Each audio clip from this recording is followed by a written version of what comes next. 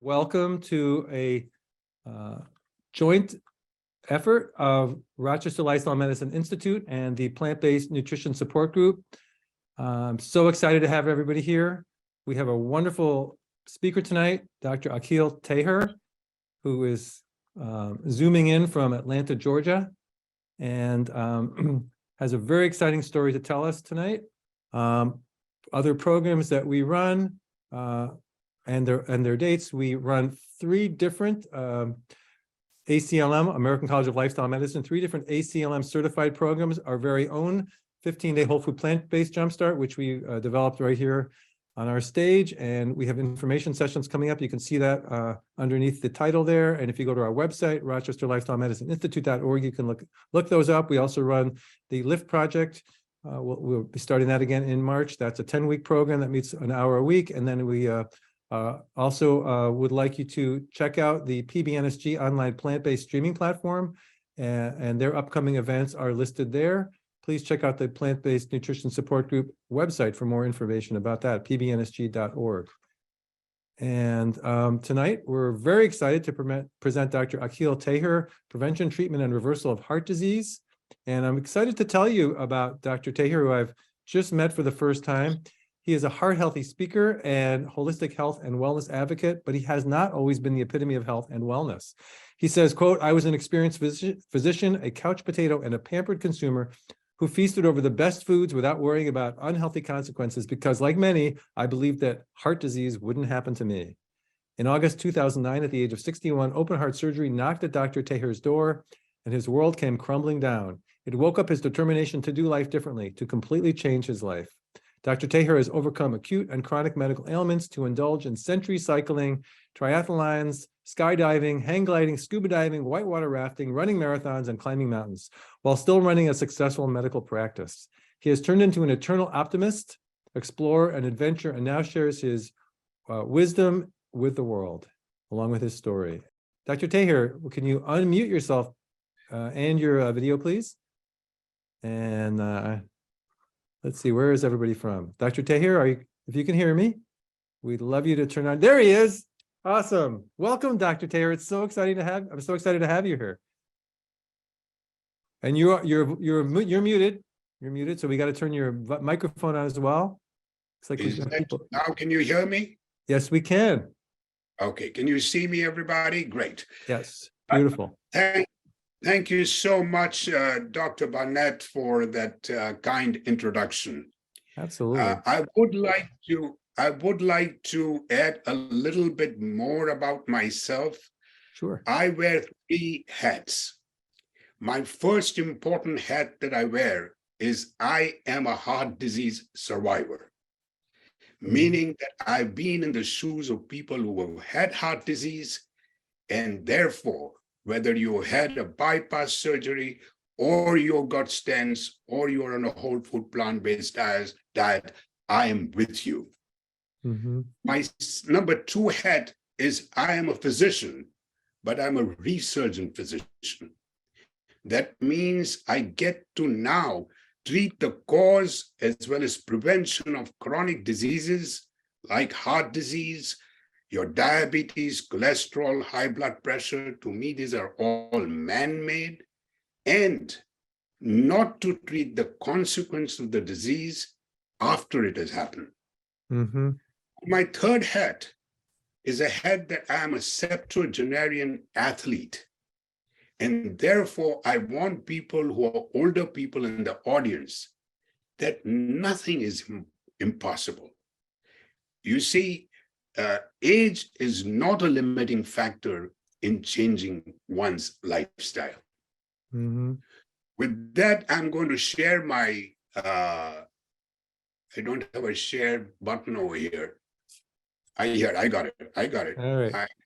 I'm a slow learner, but That's okay. No, I know you can do it. We've seen you do it before. And I am going to disappear until after you're done with your presentation. So okay. See you on the other side. Thank you so much. Great, Dr. Barnett. So I'm going to talk to you about heart disease. Heart disease is the leading cause of death in the US and worldwide for both men and women for 105 years in a row. Now, if you think about it, one person dies every 36 seconds. This is just a few years ago, it was one person dying every 38 seconds. And the American taxpayer is paying roughly about $366 billion per year. So having said that, this is a very important thing. It's our heart. And this heart is the size of your fist. And it is beating 100,000 times per day and pumping about 2,000 gallons of blood through about 50,000 miles of arteries to every single organ in your body. That means if you look at a 70-year-old person, the heart has beaten more than 2.5 billion times. Now, we also know that coronary arteries, the arteries that supply, this little thing needs oxygenated blood. And the coronary arteries that supply the heart comes from the aorta. And what they have is on the right side, there is one artery, on the left going down, and the one going behind the circumflex.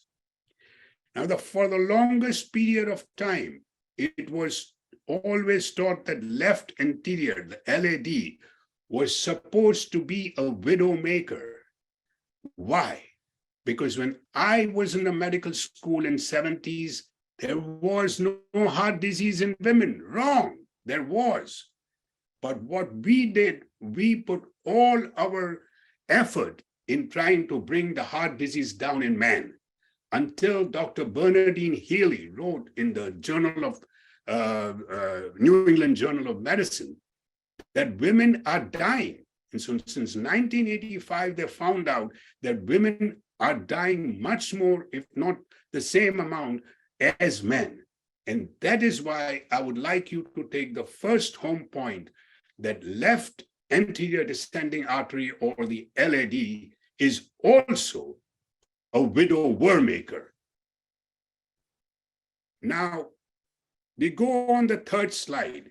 I want you to understand this. Understanding the mechanics of coronary artery blockages is very important, because then you can sort of find out the difference between an angina and a heart attack, because the options of treatment are entirely different for both. So this is not rocket science. It's just a cross-section of your coronary. Learn one thing. This inner lining is the endothelial lining, which produces a very powerful substance, nitric oxide, found in a lot of whole food plant-based diet. Now, what does nitric oxide do? It keeps the artery dilated. It keeps the blood flowing smoothly in the lumen, and it also protects the arterial wall. A lot of people forget that, because it keeps the arterial wall elastic so that it doesn't harden up, and it helps in maintaining a proper blood pressure. Now think of it, folks. If you eat a rich, unhealthy diet, what happens? Everybody knows the standard American diet. Look at that. Dairy, eggs, meat, carbonated sugar drinks, or for that matter, a junk food, vegan, or a vegetarian diet, like the Indian diet over here. Why is it that in India, when most of the people are vegetarians, why is it the heart disease capital of the world? It's because of your oils, the processed foods, the saturated fats, the sugar, the clarified butter, that's ghee. And clarified butter, ghee, increases the oxidized cholesterol tenfold. So what happens when you eat this kind of diet in every day, in and out? What happens is you damage the endothelial and the arterial wall. When you damage the endothelial wall, what happens? There are culprits out there. The cholesterol, the fibrin, the calcium are waiting for this to happen. And the moment this happens, the gooey stuff comes around and forms a plaque.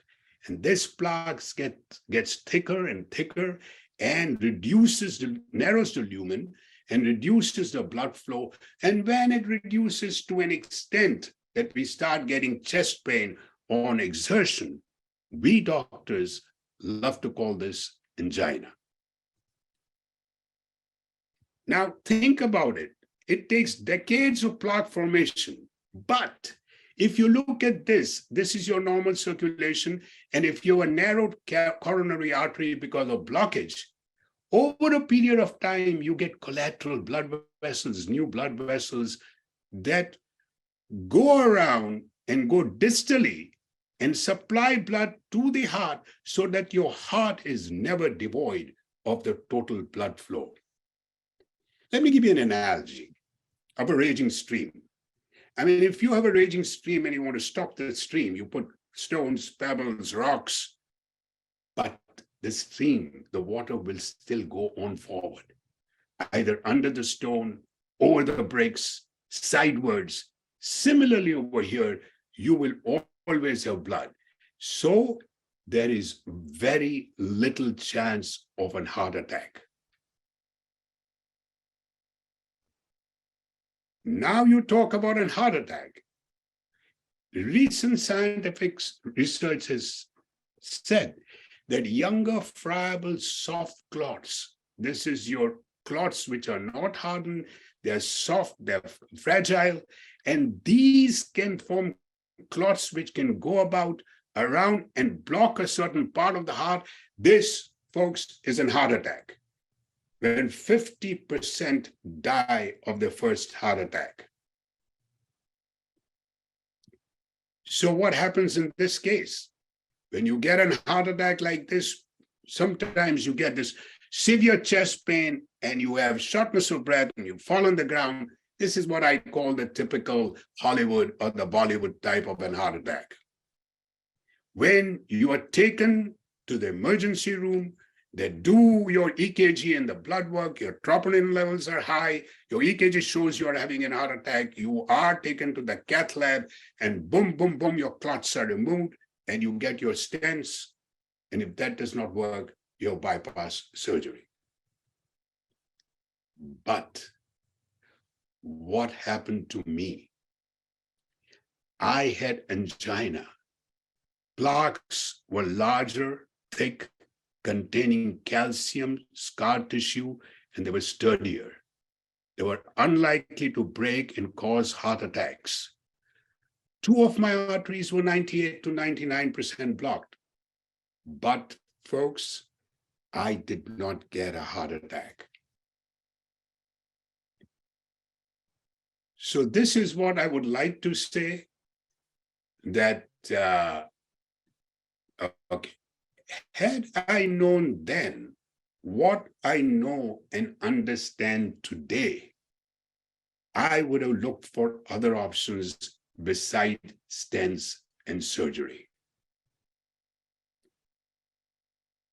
And my option most likely would have been to go on a whole food, plant-based, no oil diet. But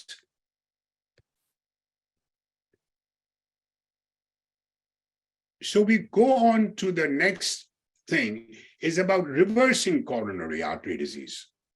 So we talk about reversing, everybody has seen this picture. Most of you have seen this. Esselstein's a patient, surgeon who's moth-eaten coronary before that, was not in for surgery. But you see in 3 years' time how his coronary is dilated. But do you know that Dr. Dean Ornish's research has shown that now if you've got hypertrophic cardiomyopathy, that is your left ventricular hypertrophies, and this is due to blood pressure, high blood pressure, it is due to aortic stenosis or extreme athletic training. And if this happens, they are now, when their ejection fraction goes below 35, then they are in for getting a transplant. when they're waiting for the transplant and they are put on a whole food plant-based diet, nothing to do with the coronaries right now, but they improve their lifestyle. They start moving around.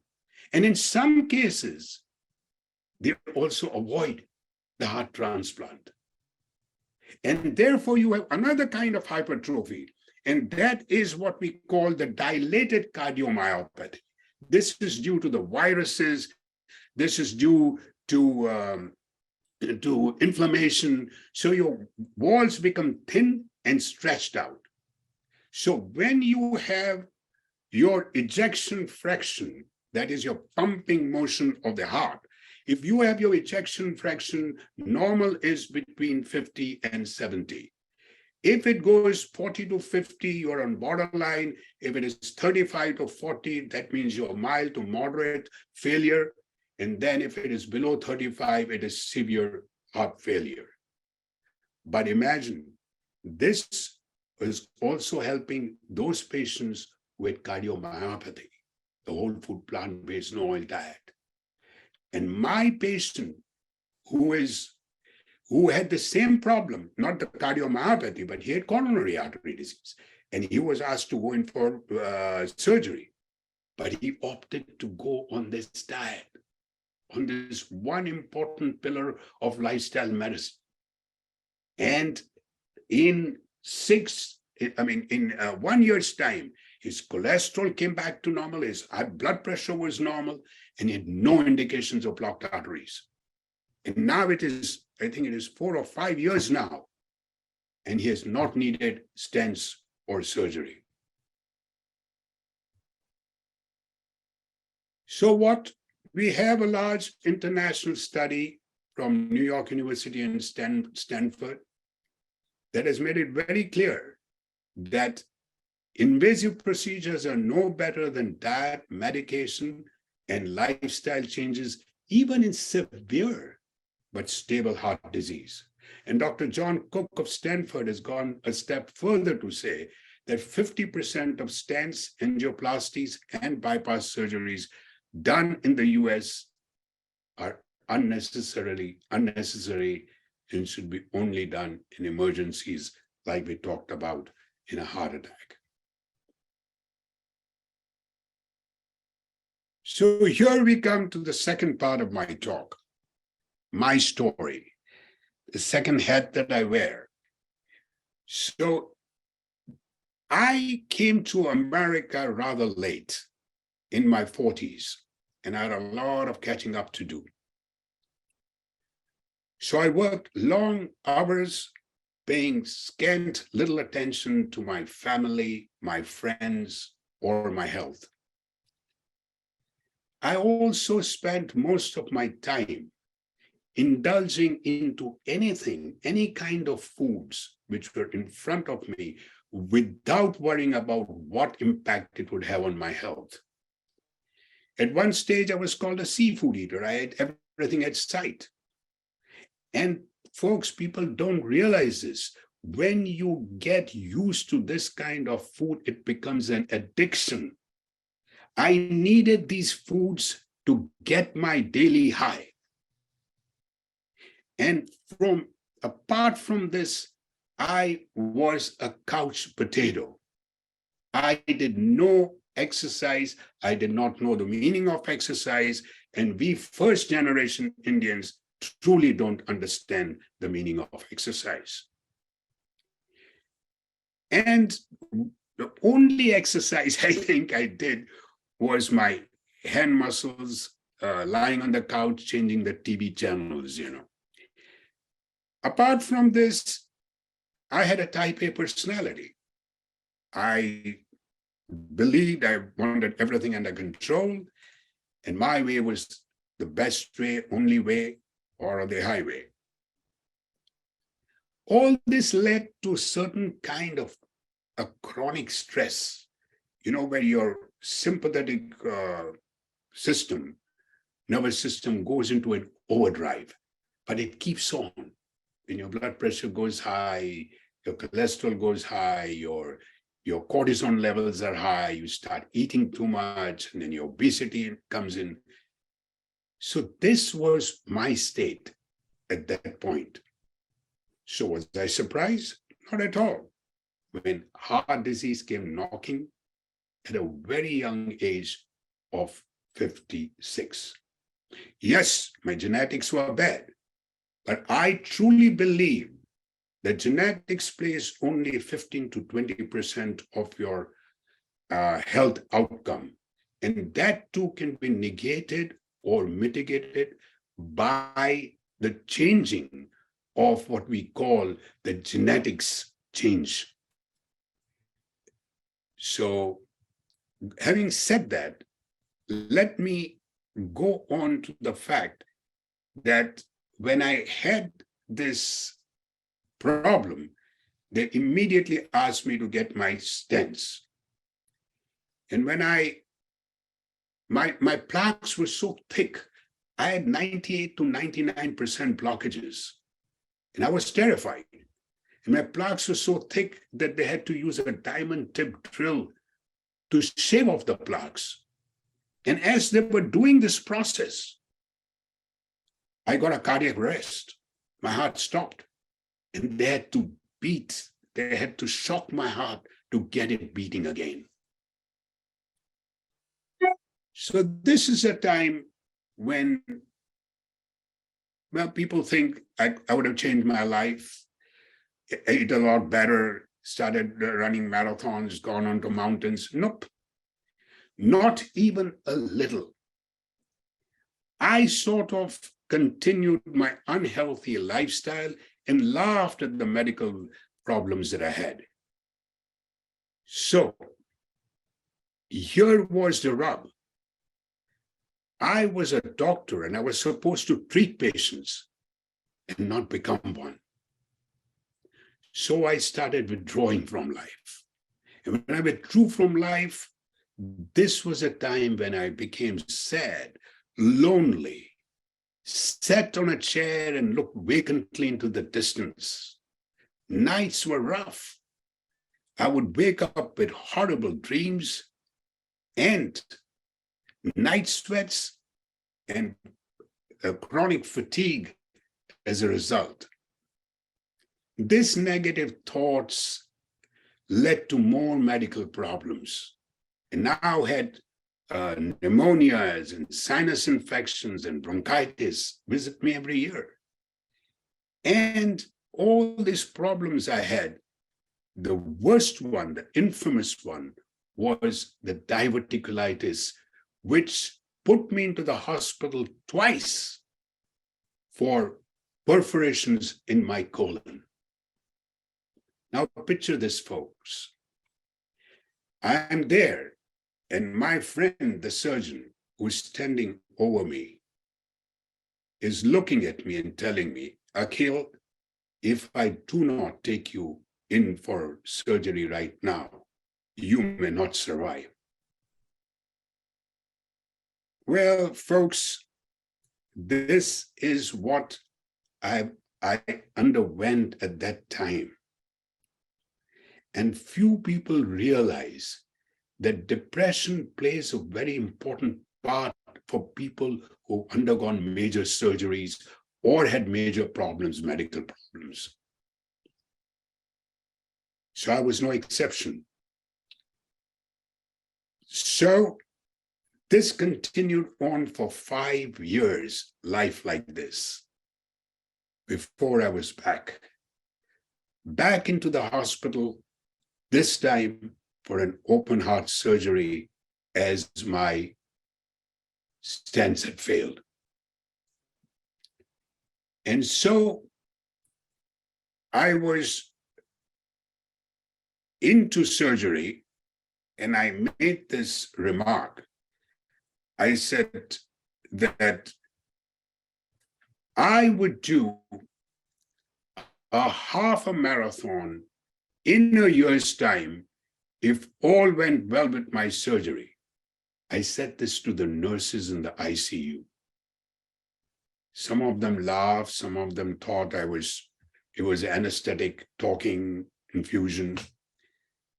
And so I made this statement And to think of it, my recovery was remarkable because I don't know why I made this statement at that point in time.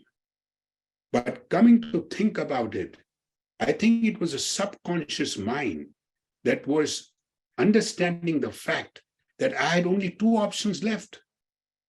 One is to continue this horrific, a sort of end of life journey with despair and anger, or to make a conscious decision that I would make a conscious decision to live my life again. When I made that decision, my recovery was remarkable. I was on the treadmill on the third day. And this may sound a little off, but it was true. I was happier in this physical recovery pain than I was in the mental and emotional agony of the last 5 years. I took no pain medications. And I was happy, but I realized that I had to make some major decisions in life and change my life. I had to throw that script that normally it is given to older heart patients. So, to keep the promise that I had made to the nurses under whatever situation, this long-time couch potato took up to running. Now, to me, I felt at that time like a baby learning how to walk, because I had not done even half a kilometer before. So first a little shuffle and then a walk, and not wanting to do it and feeling good about it. And then I started feeling better. So I started a little jog and then the run. And eventually I really loved running. And it was the cheapest sport around. All you need is sneakers and shorts and a t-shirt. But to me, running became meditation in motion. I loved running alone. I loved the birds chirp, the waterfalls, the smell of the flowers. And so I started doing this. And in 7 months' time, I ran my first half marathon in Nashville in 4.5 grueling hours. But my bruised heart had not failed me. It carried me over to the finish line. So now I decided that if my days were numbered, they were going to count for something. So I started researching on ways and means of how to heal the body without solely relying on medications and surgery. So I started reading books on lifestyle medicine by experts, doctors, and researchers. And this is where I found the magic pill. This is when I concentrated what I call right now the 6 pillars of lifestyle medicine. Like your nutrition, your exercise, your sleep, your handling of the stress, your social support, and avoiding of abusive substances. That is the time when my health soared. I was alive again. I was happy and I was hopeful. So that was the time when I decided to literally follow the 6 pillars of lifestyle medicine. And to that, I will go in now for the next slide, which is the 6 pillars of lifestyle medicine, which is extremely important to everybody listening over here. If you follow the 6 pillars of lifestyle medicine, your life will get better. Even if you are in chronic pain, your life will improve. Even if you've got no problems now, your life will get better. So let's look at the most important pillar that I feel in the 6 pillars is the whole food plant-based diet. Now imagine those 2 things that we had shown earlier in the slides, that standard American diet and the standard Indian diet, and look at this. Don't you drool? Doesn't your mouth water? Now, if you look at the plant-based fruits and vegetables and grains and the barley, the brown rice, the millet, the quinoa, the amaranth, the beans, the lentils, the nuts, the seeds, the pumpkin seeds, and whatnot, the cashew nuts and the walnuts, what you should do is look at labels. If you cannot pronounce something, don't eat it. Avoid junk, vegan or vegetarian food. Reduce your LDL by avoiding or cutting back on meats and saturated fats, and avoid trans fats, which is, of course, they're not using it now, but in many countries it's still being used. And remember, it is not bad genes that run in the family, but it's a bad diet.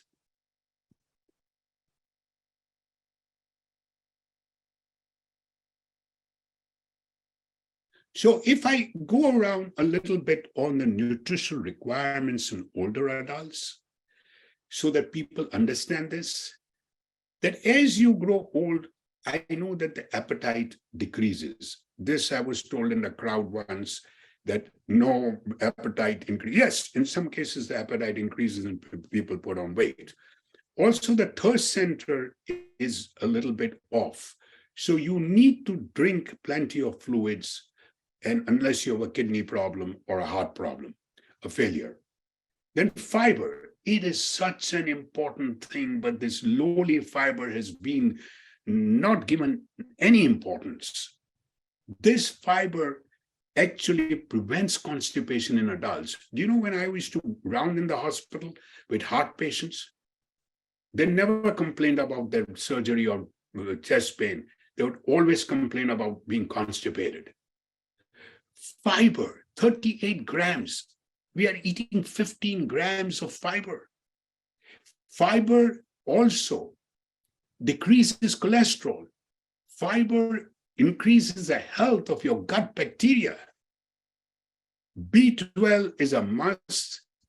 It was there before, but now with all the insecticides and pesticides that we use, we have to go on B12. And I believe that certain medications like your antacids and metformin, even with meat eaters, their absorption of B12 is not much, and that should be taken as a supplement. Calcium, calcium is not required. It's the dairy industry that is telling you take a gram, take 1.2 grams. You require 600 grams, and you are getting it from leafy vegetables like your bok choy, your kale, your spinach, your nuts like your almond nuts, and your seeds like your sunflower seeds and pumpkin seeds. And calcium does have a problem with your hyperparathyroids, the calcium stones. And when you drink too much milk to get calcium, what really happens? You are taking in the estrogen, what milk which you see in the departments, and that gives you prostate of the cancer. Vitamin D, yes. I tell everybody to check the vitamin D. I think the level is 30 to 100. And your vitamin D, for especially, not older, everybody, should be taking some supplement of vitamin D. For the 3 months after COVID that I did not go out, and I checked my vitamin D, and not taking vitamin D, my level was 3. 60% of nursing home patients before the COVID were vitamin D deficient. Now, older people tend not to get enough vitamin D. So the source from food is hardly anything. For example, an orange, a glass of orange will have 100 international units. So you need to supplement. But if you don't want supplement and you're living in a place like Florida and you've got lots of sunshine, or California, and you get that sunshine vitamin, that is great. Between the timings of 10 to 3, and that will give you enough vitamin D, which will last longer in your body than supplement vitamin D. And vitamin D helps in the absorption of calcium. It also helps in the skeletal makeup so that you don't get osteoporosis, do not have hip fractures, which is again $1 billion this thing to get these people into hospitals and hip replacements. Vitamin D also was a small study done way back in 22, early 22 or 21 late, whereby it was a very small study, but it was a double-blind study of 50 patients taken off COVID, severe enough to be put on the hospital where they were, that time intubation. And 25 were given very high doses of vitamin D, 50,000 units a day or even more. And the other 25 were not given. The people who were given vitamin D, only one went on the incubator. And the people who were not given, 8 of them went on the incubator. So vitamin D is something that I would advise everybody to have and get it checked up. I have not seen in my 50 years of practice anybody having hypervitaminosis D. Fats is overrated in older people. You can get from your flax seeds and all that. You don't have to have a cheese to get your fats or your other things that you have on your plate.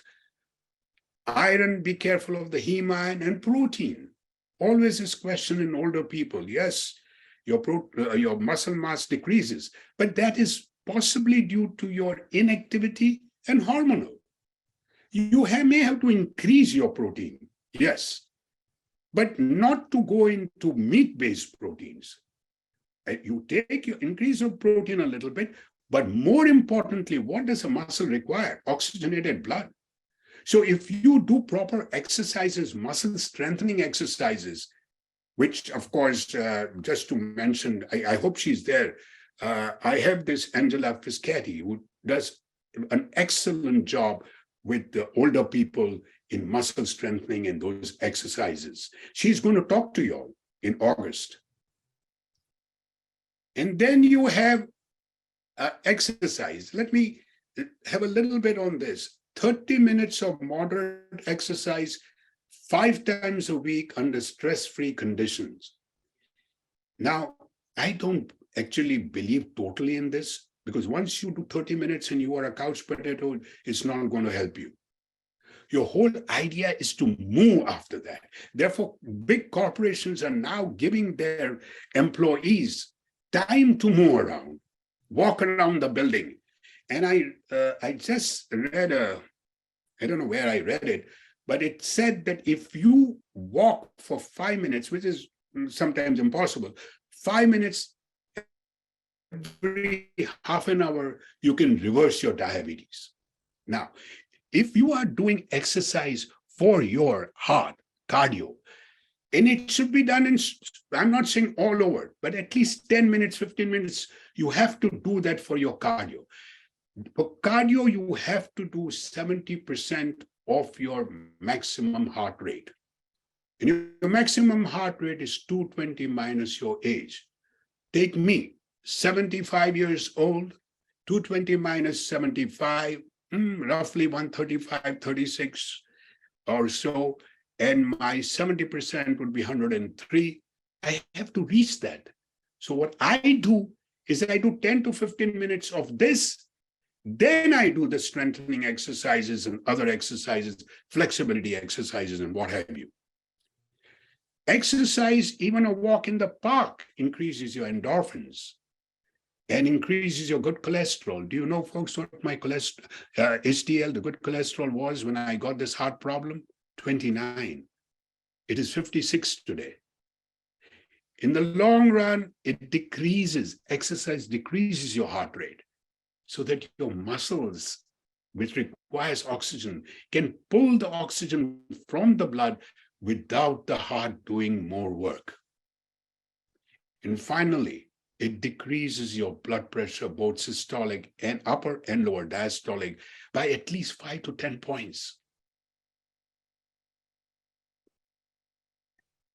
So, as I said, my friend Angela does all these endurance exercises for older people. It can be from running to jogging to walking briskly to dancing to gardening, anything that gets your heartbeat up. Strength exercises. How many times have we gone into a supermarket and taken the trolley and come back with that thing right up to our car? Get the bags, take them in your hands and walk with it. Park your car somewhere far so that you can walk to the supermarket. Strength exercises, wall push-ups, floor push-ups, all these are there. And then you get the balance exercises. You heel walk, your toe walk. And a patient of mine told me recently, he says, Doc, as long as you can tie your shoelaces standing up, your balance is okay. And finally, flexibility exercises. For some reason, it's an observation of mine. I'm not saying any studies have been done, but I find that males tend to be more stiff than women. And what can help in this stretching exercises, yoga, or even when you think about in any form, stretch your muscles. That's the main idea. So food fights disease or feeds disease. Maimonides, the Greek philosopher, said no disease that can be treated by food should be treated by any other means. So remember, thinking healthy, getting healthy, and staying healthy begins and ends with what you eat. I now want to just do one slide on this. I gave a talk on this recently. Erectile dysfunction, a sign of heart disease. In most cases, ED can be a warning sign of heart disease, and folks who have coronary artery disease are most likely to have ED. People who go on whole food, plant-based, no-oil diet after having heart disease report their sex lives have improved a zillion times. There was one study that was done in Harvard.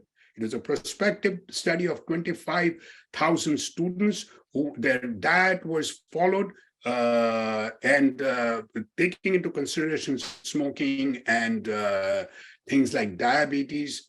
And what they found was 38% had erectile dysfunction.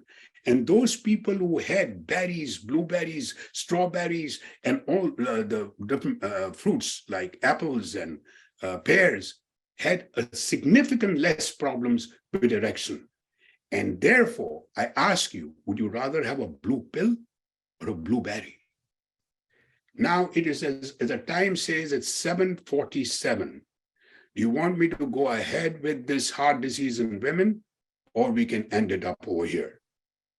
Well, Dr. Taher, thank you so much. It's been great so far.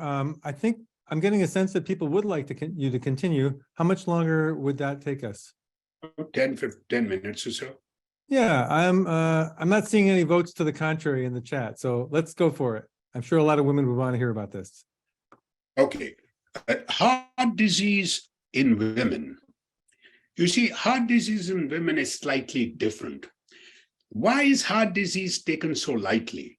And heart disease is missed by many women and dismissed by a lot of doctors.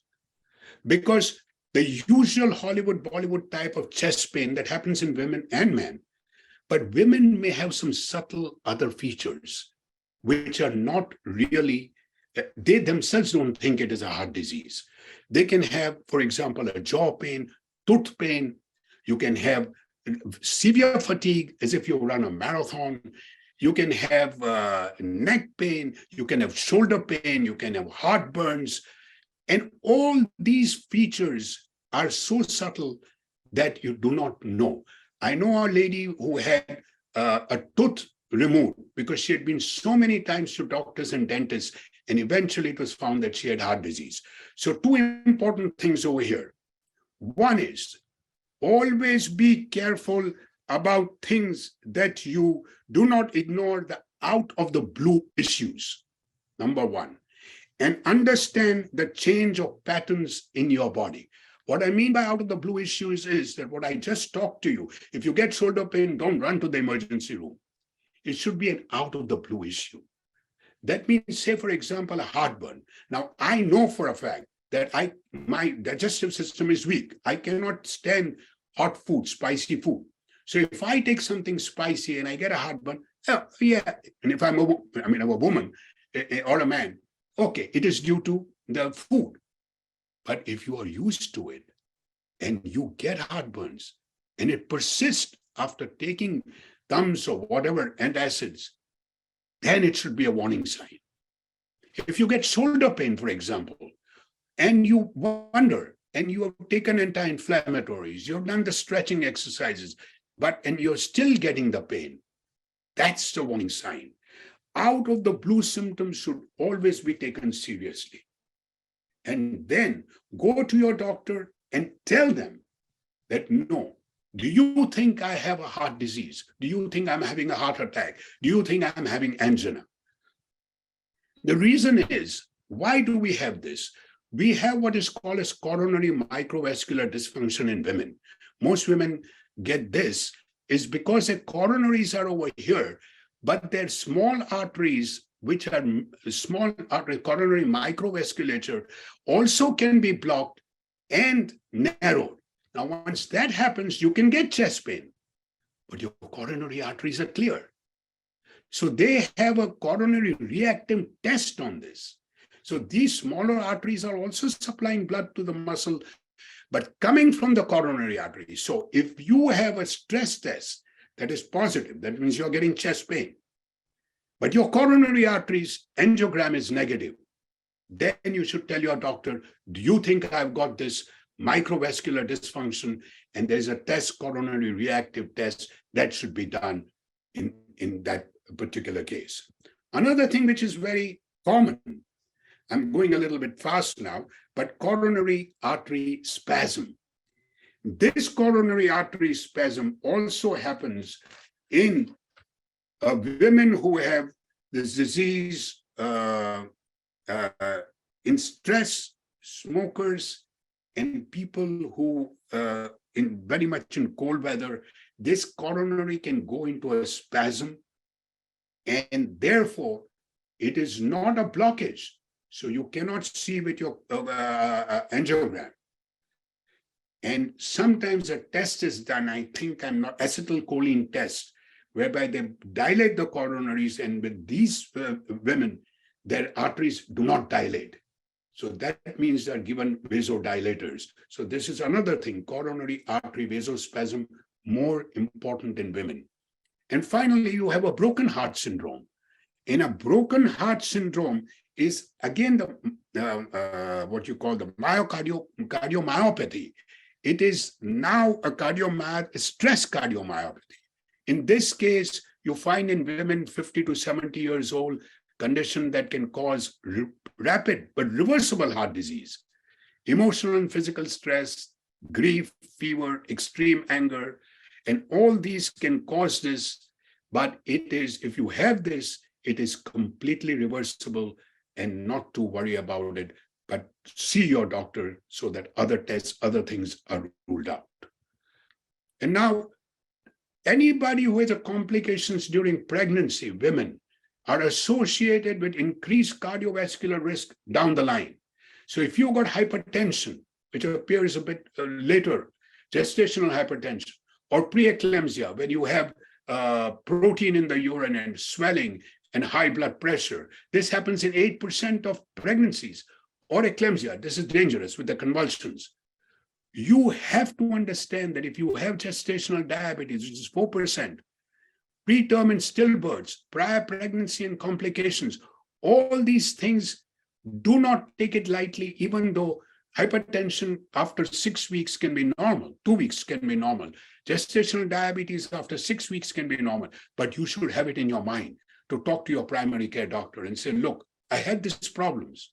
So you should always be careful for cardiovascular disease in the future. New breakthroughs in the heart, war on heart. This is my last listing. Slide. Intravascular lithotripsy. I don't believe in this at all because this is to break up the heart plaques like they break up stones in the kidney. Why should you use it? Let the plaques be. They are not going to cause you a heart attack. Cholesterol smashing drugs, Repatha, injection 3 to 8 months, 3 to 6 months. I have a strong belief of like whether the chicken is first or the egg is first. Is a cholesterol, if you're on a whole food plant-based no oil diet, is a cholesterol going to make a problem because your endothelial is good? Or is it the cholesterol which is damaging the endothelium? So the jury is not out. I'm not very clear about that, but I would not go. I am not going on it, even though I make more cholesterol than other people, no matter what I do. I believe in this biodegradable stents because they remain open till medications and other things start working and then they dissolve. So that would be a good thing if people are using stents.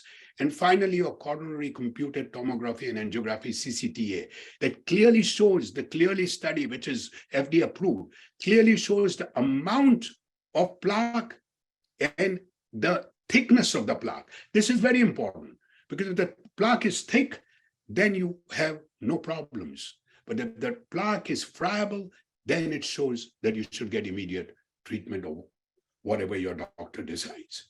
With that, I will end and I will be open to questions. Wow, thank you so much, Dr. Taher. If you could just, that was wonderful. If you could stop sharing, that would be great, please. Yeah, I am so sorry. That's okay. I Oh, I think you were fine. And Sid Notter, are you out there? She's going to help us. Hello, Sid from Illinois. It's good to have you here. Thank you, Dr. Barnett. Absolutely. And Sid, you've been following the questions in the Q&A. And what do you think? What do you want to ask Dr. Taher? All right. Well, let's just start at the top. Do heart meds or other meds affect how often or how frequently the heart pumps or beats? Yes, because if you talk about it, like the beta blockers, that will slow your heart rate. So the beating goes slower in the beta blockers, which are used for high blood pressure, used in after a heart attack. And apart from medications, your exercise, if it beats slower, because eventually your heart will start beating. My heartbeat right now is about 62, 63. So that means that my heart has to do less work to give that oxygenated blood to the muscles. Okay. All right. Another viewer asked, will you discuss ejection fraction? And I believe you did that during your talk. Ejection fraction is the pumping action of the blood.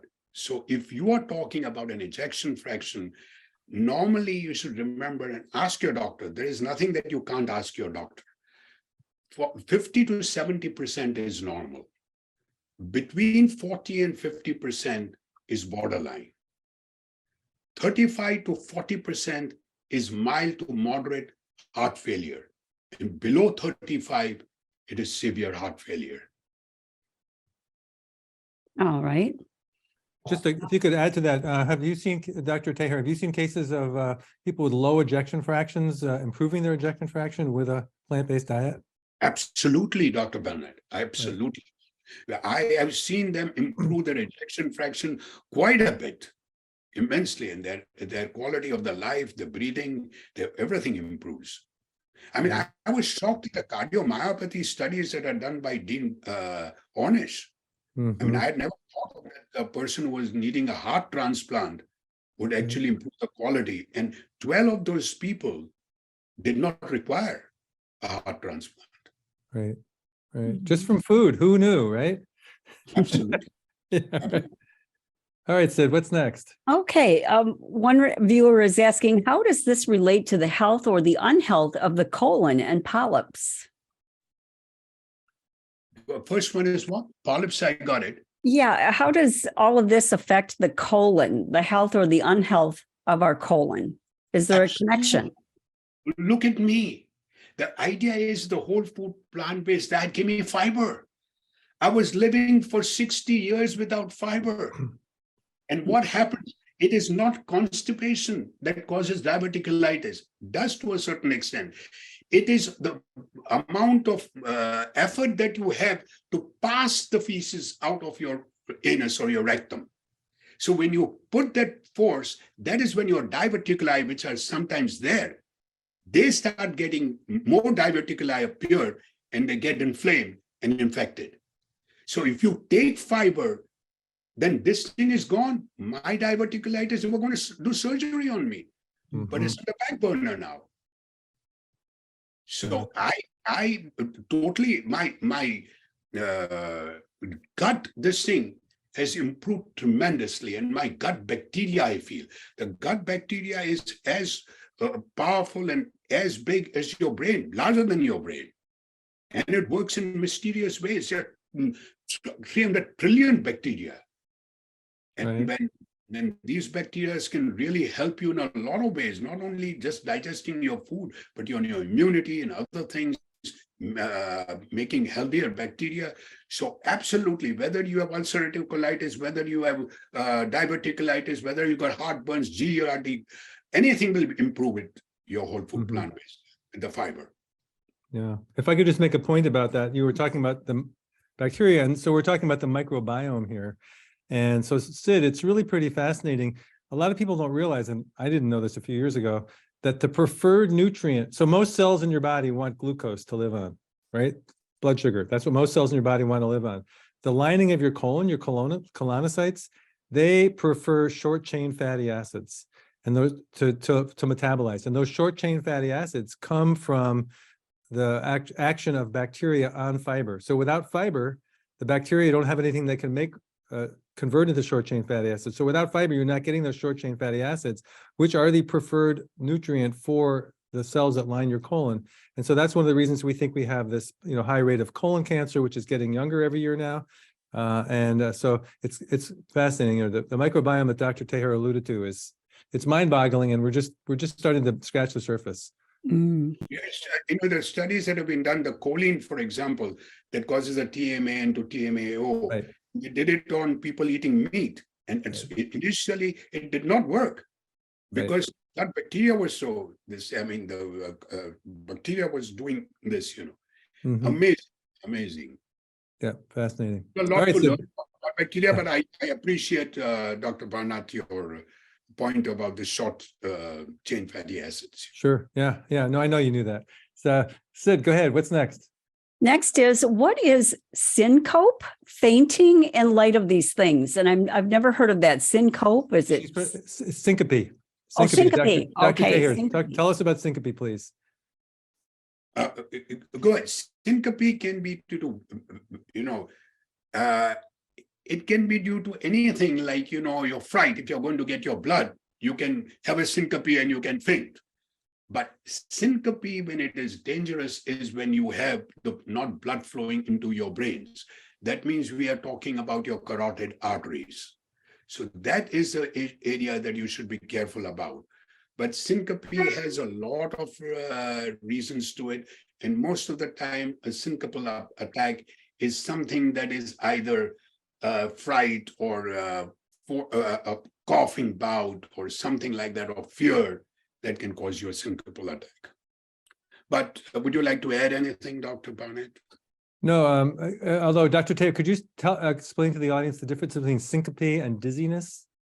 So, you see, to me, the dizziness is like, when you are going, when your room is turning around and you are on a place, or you are turning around in the room, which can happen, But syncope is just about to happen, and it just happens. Dizziness is something that you feel lightheadedness. Nothing. And it's a different cause, right? It's not from low blood pressure. No. Right? Yeah. See, low blood pressure is overrated. When people come around with dizziness or syncope, doctors say, "Oh, you got low blood pressure." I've had patients who got blood pressure 90/60 for years. Right. Well, that's normal. exceptionally well. Unless you're losing blood and you're in an accident and your blood pressure goes down to say 60 over 20 or 30, that's the time you worry about. Mhm. There is no 120 by 80 is what we have decided. But if you go lower and you are doing perfectly okay, by all means. Right. Thank you for that. Sid, what's next? Okay. Dr. Taher, do you still feel that many cardiologists are automatically recommending stenting to patients versus first offering other options? Has stenting become almost as commonplace as putting everyone on a statin versus looking at other options? Yes, a very interesting question. In my listing, most of the cardiologists will first say you need stents. They're not worried about whether you've got angina or what you've got, or your plaque is thick or not, nothing, or a whole food plant-based diet, because they're not taught. I was not taught in medical school. My son is a doctor who is in a hospitalist. He was given 25 hours in his 4 years of medicine. So idea is that people are not taught. And again, it's the reimbursement. I'm being honest. You're reimbursed to put stents. You're not reimbursed to tell them to have a blueberry or a whole food plant-based diet. That's the number one thing. Yes. So we have to change the minds of doctors. There's so many cardiologists in lifestyle medicine now that have come up and agreed to this lifestyle change, the 6 pillars and the whole food plant-based diet. So I'm very happy for it. It's a battle that we have to really fight. It took us 10 years for smoking, for the federal government to interfere. It'll take us years, but we are not going to give up. Mm-hmm. And the second part of your question was, ma'am, what was it? I forgot. I think it was pretty much along the same lines. It was, has stenting become almost as commonplace as putting everyone on a statin? Yeah, but even I don't believe that everyone should be put on a statin. Like I said, the chicken and eggs story. This is my personal listing, that if you are eating a healthy, whole food, plant-based diet, that means your endothelial lining is perfect. So would the cholesterol now attach or no? Is the cholesterol causing the dysfunction, or the dysfunction is causing the cholesterol to attach? That's my observation, but I am there. I'm not taking a statin for 2 reasons. One is I make more cholesterol, and what I give you the theory, because I've already started having plaques. But my other reason is I have got collaterals. I don't go to a cardiologist every year. I go on my treadmill. And if I can run 2.5 miles, my stress test is negative. That's a good point. Right. Yeah. Yeah. I'll tell you what, we're going to take a quick break, and then we're going to come back just because we've actually gone over time. But Dr. Taher, please stick around. We have lots more people who want to ask questions. I just want to share this about the our Rochester Lifestyle Medicine Institute and PBNSG programs. So we run a 15-day whole food plant-based diet, which is actually based on the Esselstyn program, which Dr. Taher did mention, and we run it as quickly as possible. We do it in 15 days. Our record cholesterol drop in 15 days is now well over 200 points. And we've had that happen a number of times. It's 11 hours in 7 facilitated Zoom sessions. There's an interactive Google Classroom. As I said, we're accredited by the certified by the American College of Lifestyle Medicine. We've had over 1,700 people go through it. They're and because we give it monthly, and we've been doing it since 2018. We run the LIFT project, which is Darren Morton in Australia, based on the principles of positive psychology. And it's 10 one-hour sessions for over the course of 10 weeks. And by the way, for these 2 programs, if you're a physician or a medical professional in the audience and you go through these programs, you will actually get 10 CMEs for going through it. So we're very proud of that. And the PIVIO program, which is based on the Complete Health Improvement Program, which is the granddaddy of all intensive lifestyle interventions. It's now, instead of it's been changed, the name's been changed to PIVIO. We run those on a regular basis as well. So we're the only organization out there that's running all 3 American College of Lifestyle Medicine certified programs on Zoom. And then, of course, there's the fabulous PBNSG, Plant-Based Nutrition Support Group, founded by Paul Chatlin, who has his own incredible health story. And if you sign up on their program, you can attend weekly lectures. They have 11 specialized support groups. They have online plant-based meetups, discussion boards, and their own cookbook. So very excited to be able to tell you about all of these programs. People in the audience may already know about this, but please share it with your friends and relatives and loved ones who you'd like to see them become healthy. And with that, I'm going to stop sharing, and we're going to continue for as long as we have energy. So, Sid, what's next? Okay, Deborah is asking Dr. Taher, did your dietary habits change at all between the ages of 56 and 61? Very interesting question. The idea is that at that time, I looked up Dr. Dean Ornish, and I went and met him, colleague of mine, whatever, So I went on one of his diet things, and I followed it for quite a while. But at that time, we did not have enough materials or restaurants or media groups to tell us what to eat. So I was not eating, I was eating very little. So obviously I lost a lot of weight. And when I went back to India, my friends thought that I was having cancer because I just completely lost weight and everything else. But I was feeling good. But the fact is that it was so bad, and so this thing, and I was not ready for it. So even though I was doing the diet, my mind was still stressed. My things were going around. I was fighting. There was a lot of internal things. So I was not ready for it. So I gave up. Interesting. That makes sense because being prepared is one of the key factors to success. Right. Absolutely. And I was not prepared. Okay, another reader is asking, could couch potatoes get by with 30 minutes of brisk walking 6 days a week or walking 1 to 1.5 miles every day for 6 times a week? And I believe you already covered that, but one person is asking.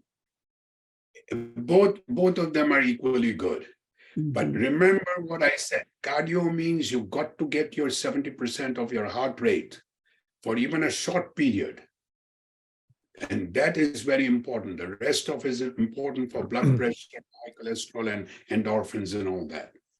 Yeah, I think that's good. So Sid, I have an expression. One of Barnett's rules is get out of breath every day. So some people work in an office building and the weather's lousy and they're not going to go do the run, but they run up and down the stairs. That's what I tell. I do it sometimes for 10 minutes. Just get out of breath. Actually, there was a recent article in the New York Times about how, actually, no, it was in, I'm sorry, it was actually in the JAMA. It was actually a medical journal about how really, really brief episodes of exercise are very beneficial for longevity. And do that a couple of times a day. Anybody can do that. You just got to get out of breath because your body will. Sorry. Go ahead. What I'm saying is what Dr. Barnett just said was that even it increases the telomeres. End of your telomeres. Right. Can you explain what telomeres are, please? Yeah, telomeres are basically, if you have you've got 46 DNA strands, and then all that are in a complex listing of chromosomes. And the tip of all these chromosomes have telomeres. Now, these telomeres shorten as your cells divide. And as your cells divide and ultimately you die, your telomeres disappear. Now, there was Elizabeth Blackburn, who got a Nobel Prize for actually discovering the telomerase enzyme. What she did was put people on a whole food plant-based no oil diet and found out that the telomeres increased in length. They get longer. Longevity became more. So your longevity also increases with your whole food plant-based diet. And that is even malnourished children, they were given a concoction of chickpeas, bananas, peanuts, and all that, and they started improving because this itself was a whole food plant-based diet that was helping the telomeres to grow. Yeah, no, I think that's a great explanation. For people who want to have an image in their mind of what a telomere is, first of all, DNA is made out of, well, it's DNA, right? But on the ends are these pieces of protein. Think of it like the little plastic around the tip of your shoelaces, right? And you want to keep that, as long as that plastic is there to protect your shoelace is okay. But as soon as that's gone, now your DNA starts to deteriorate. So you want to make those shoelace protectors longer. So yeah, thanks for that. All right, Sid, what's next? Thank you. What is your opinion of both daily aspirin and amla powder? What do you think of those two things? Taking a daily aspirin, or your thoughts on amla powder? I believe very strongly that if you're following a whole food, plant-based, no oil diet, there is no need for aspirin. That's what I believe. Mhm. If you're doing it properly. If you're not doing it properly, and if you're not had a heart disease, no matter what age you are, no, you should not do it because there is a chance of bleeds. But there are some people who say that if you have had a heart attack, then you should be on it to prevent a second heart attack. Now, the second one was amla powder, right? Yes. I have no clue. Mhm. I don't know. Dr. Barnett can answer if he wants to, but Yeah. I do not have, and I can't make an educated guess also. Mhm. But I Yeah. have to learn more. Yeah, I actually am not really familiar. I did look it up because I saw it in the it's actually it's an Ayurvedic medication. It looks like it's basically berries. And so Gooseberries, I think. Yeah. Gooseberries. Oh, is that so? Yeah. Gooseberry. That I. But we want you to eat the berries. We don't want you to eat the powder or the dried, right? Just eat the berries. I don't want folks to take the blue pill. I want them to take the blueberry. Exactly. Right. All right, Dr. Taher, what increases nitric oxide? There are so many foods that increases the nitric oxide. You see, some of the foods that I have talked about, the fruits, for example, the berries, the apples, the pears, the grinds of watermelons, all that, green leafy vegetables, all these. And most important is your beetroot, beet. Beet increases nitric oxide. I have found it now, observation, no double-blinded study, but my own self, the day I do an activity, strenuous activity, without having my morning beet juice along with other things, it's not the same. But when I have the beet juice, wow, I feel I can go an extra mile. Interesting. If you're really looking for nitric oxide, beets. Interesting. Yeah, thanks for that. Mhm. What's next, Sid? What are your thoughts about statins? It seems like it's prescribed all the time.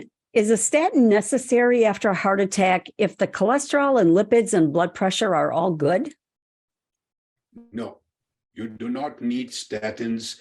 There was some study long time back that they strengthened the plaque, and but I believe that if your cholesterol and everything is good, but you are not on a whole food plant-based diet, no oil diet, then you should.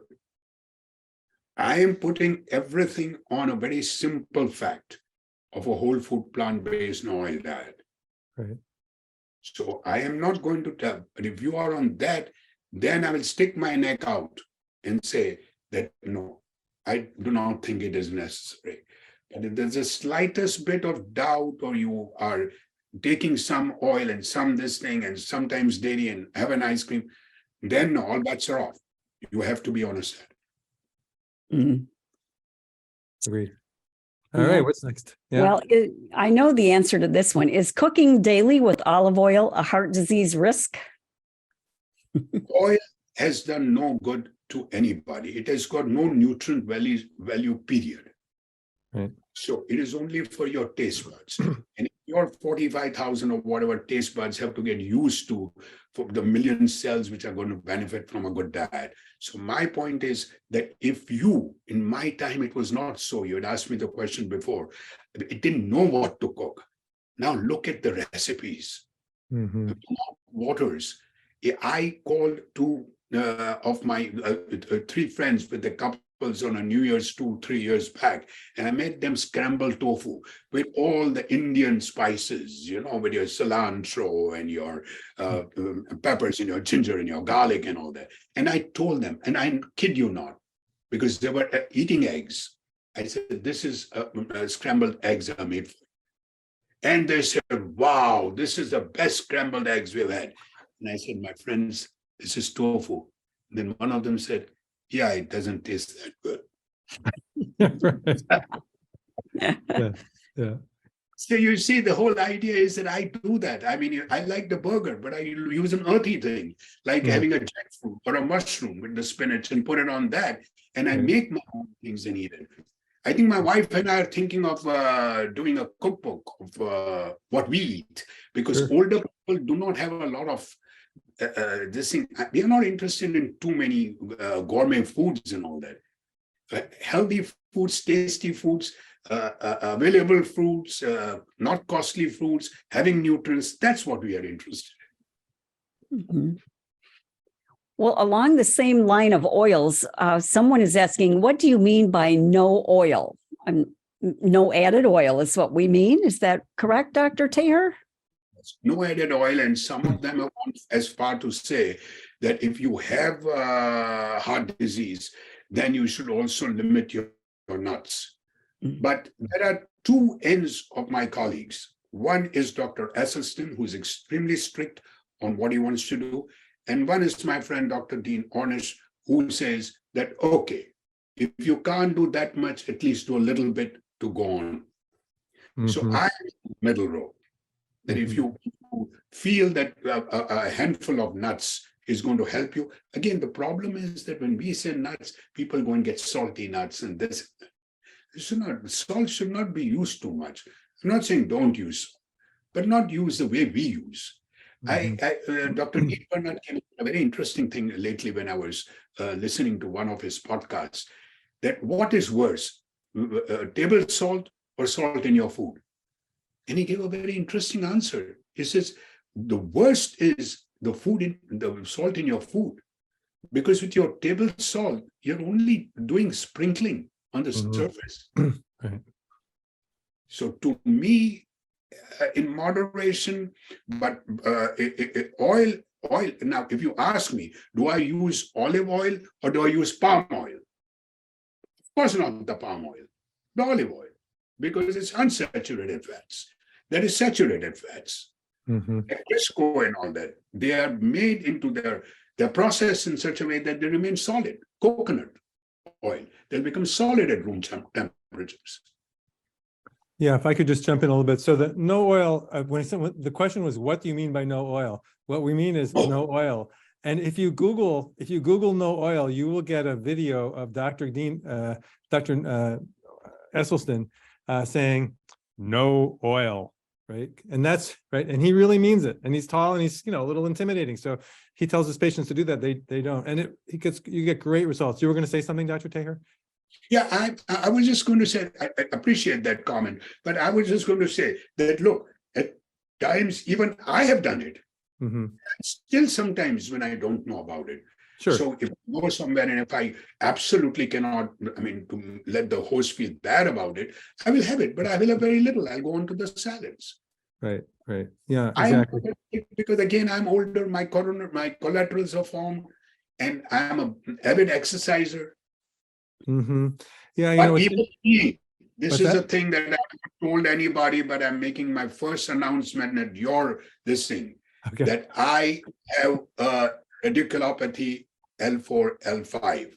And it is degenerating over the years, what has happened to and I am going to physical therapy and I want to come out as a winner as soon as I get better. So my running and all is stopped, but I'm still doing elliptical 3 miles and I'm continuing. Well, good for you. Good for you. Yeah. One more thing about the oil. People are always saying, well, where are you going to get your protein? Well, guess what? Oil is zero protein, right? So you're adding something that has no, and people are so concerned about protein. Well, and they're standing there saying, they've got their bag of chips and their soda and they're saying, where do you get your protein? Right. So anyway. Right. So right. Back to you, Sid. What do you got next? Yeah. And where do you get your fiber, right? Should be the question. Right, exactly.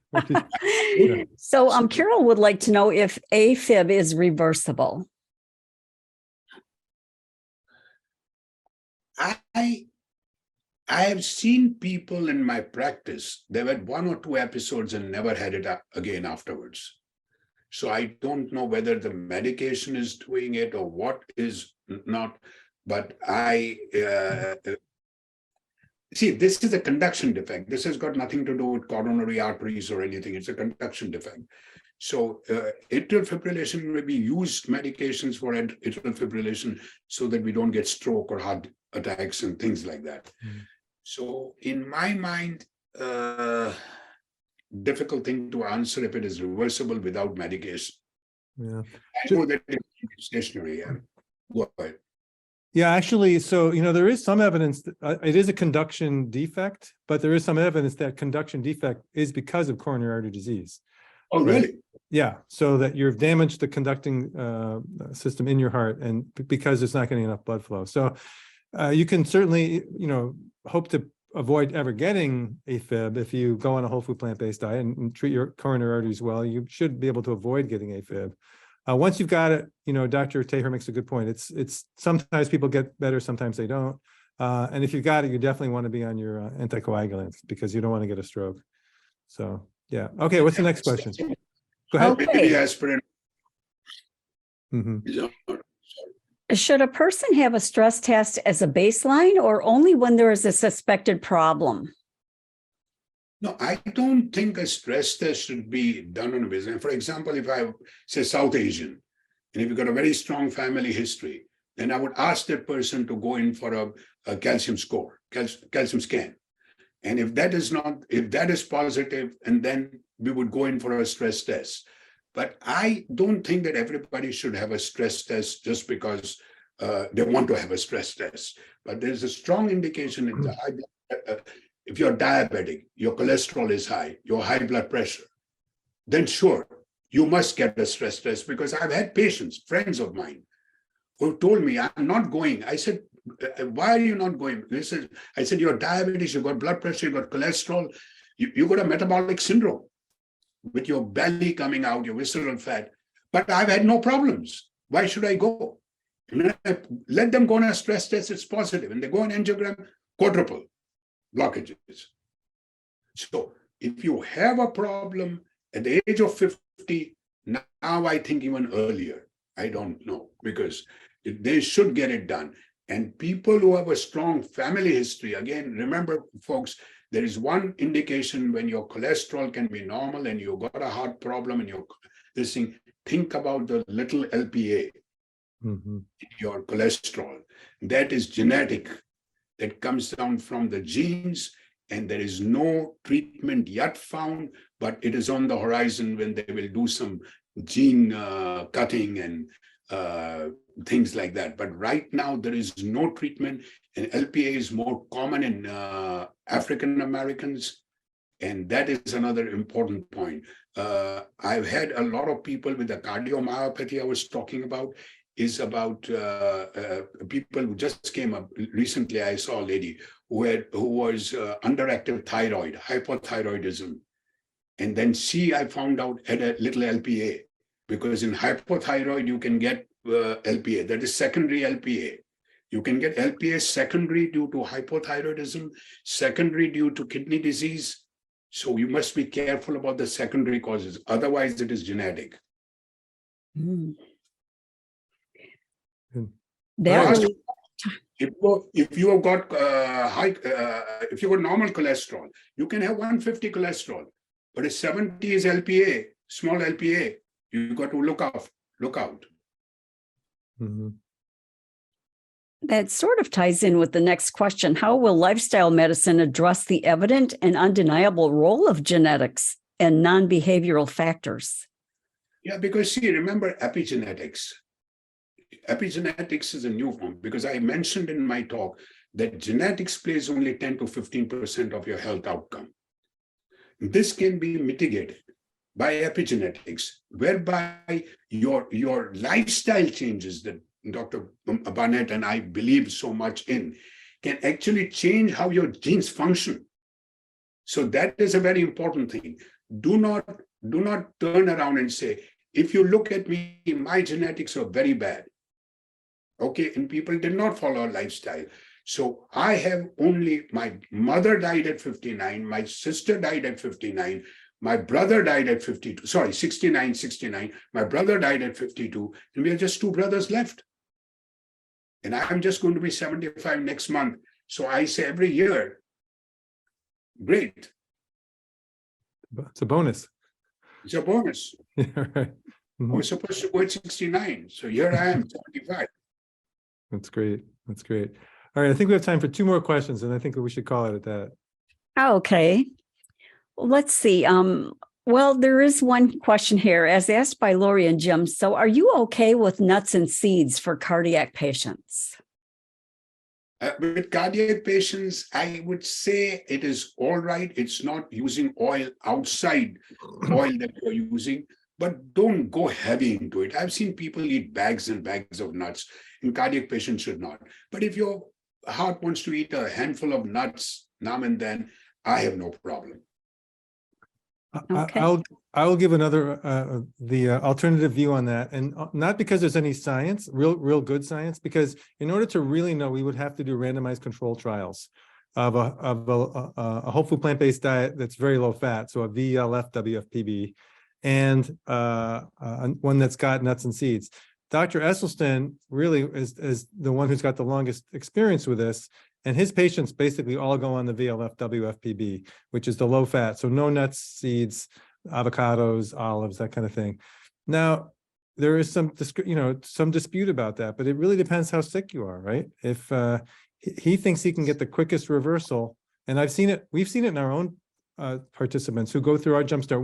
When we developed the Jumpstart back in 2018, we debated whether we knew we were going to make it whole food plant-based, but we debated whether for at least those 15 days to make it very low fat. So for the 15 days, it's very low fat.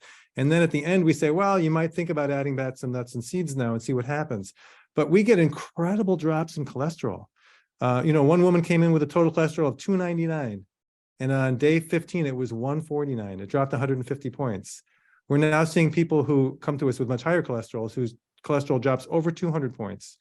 And we haven't tried it with saying, okay, you can have nuts and seeds. We haven't tried that. But that's one of the great things one of the things I'm so excited about our program is that it's very reproducible. It's like pouring pills out of a bottle. So we can actually do head-to-head comparisons pretty easily. And we've done a randomized control trial with kidney patients now. And yeah. So I'm absolutely with you, Dr. Yeah. on that. This thing is a little biased because sometimes when my wife is having a little nuts, I will pick Of course. up. Uh-oh, we're losing him. Oh, you're absolutely right. If you've got a heart disease, heart problems, don't go in for nuts. It's Right. okay. Yeah. So, all right, let's take one more question, and then I think we're going to call it a night. Okay, Sid? Okay, sure. Is a 4.5 aortic aneurysm to be of concern? And should you have a cardiologist follow it, what would reduce the probability of it getting worse? Well, it depends on your blood pressure. If your blood pressure is going to remain high, that aneurysm is going to blow out and can get dissections and what have you. But if your blood pressure is controlled and you're monitoring it every so often, and you're on a whole food, plant-based diet, again, the thing is endothelial, whether it is an aneurysm or it is an aortic dissection, everything depends on your endothelium. But you should be monitoring it. Yeah. As a radiologist, I'll give a quick answer to that as well. So they meant when they said 4.5, they meant 4.5 centimeters. And I'm assuming they're talking about their abdominal aortic aneurysm, the aorta in your abdomen, not the one in your chest. And yeah, anything over 5 centimeters is considered surgical. So if it's at 4.5 centimeters now, you do want to have an ultrasound at least every 6 months to a year to make sure it's not getting any bigger, because it can be a terrible emergency. And they're actually pretty treatable now without having an having to open your abdomen for surgery. So definitely follow up. But Dr. Taher is absolutely correct. Get your blood pressure under control, because that's probably maybe how you got it in the first place, and also make sure you're treating your endothelial cells well by eating lots and lots of greens and fiber. So I didn't mean to get the last word. Dr. Taher, why don't you get the last word? What are your parting words for a message to people? My parting words is what I just said in my slides, that getting healthy, staying healthy, and being healthy begins and ends with what you eat. This is my thing. Follow the 6 pillars as much as you can, but out of the 6 pillars, your number one most important pillar that has made a change in my life. And I don't want people to undergo what I undergone. It's horrendous to get your chest opened up. Do not. This is man-made. Please do it. Thank you for And that. that is the only reason that we also have, that is only plant-based is only this thing that we can even begin with the animal rights and save the planet. Well, thank you for that. I'm glad to hear you say that. We're also big believers, and that's another good reason to switch to a completely plant-based diet. Thank you so much, Dr. Taher. It was great to see you. Thank you, everybody. Everybody, Marion and everybody else said, thank you so very much from my heart to yours. Love you. Excellent. Good night.